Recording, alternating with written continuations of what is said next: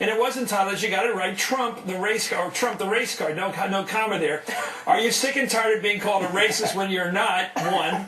It sounds like the redneck thing. Anyway, according to a reporter from the website Talking Points Memo, who was president of the event, an audience member popped up, took offense at the moderator's critical comments about slavery, and believe it or not, and then take a look at what happened when the moderator praised Frederick Douglass.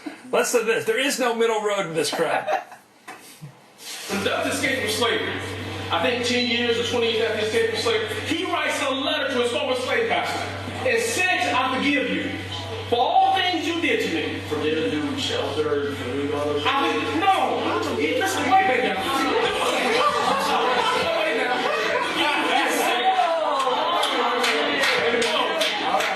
So some of that guy, the white guy with the beard, stands up at that event and openly makes a case for slavery, saying they got 3 squares a day, basically. What are they complaining about? Exactly. Governor, you pick up, Joy. I mean, there should be a little shame here about admitting some sort of fondness or nostalgia for the antebellum days in the South. I mean, this guy didn't see Django, obviously. Yeah, well, and the whole spectacle of it it encapsulates what's wrong with the Republican Party on race. Black Republicans say, hey, the way to make people not call you a racist is to reference Frederick Douglass, who lived, hundreds of years ago. Go back to the Republican Party the way it was under Lincoln. And then you've got this other guy who comes out and says, but we really want to be Booker T. Washington Republicans.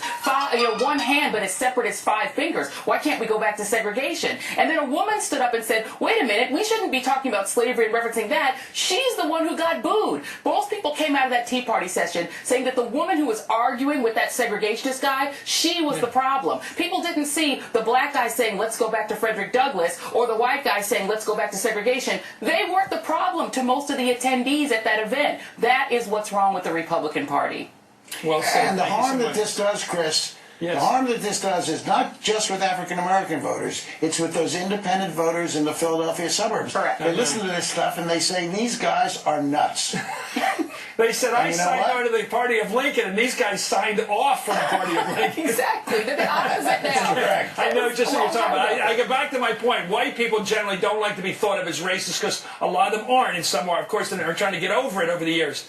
But to be in a party that's happy with somebody standing up and saying things like, let's get back to the before the Emancipation Proclamation is wacky. Anyway, thank you, Governor Rendell. Thank you, Joy. As always, you were wonderful at the end there. I have to listen to that over again. Coming up, I mean it. I'm not always sarcastic.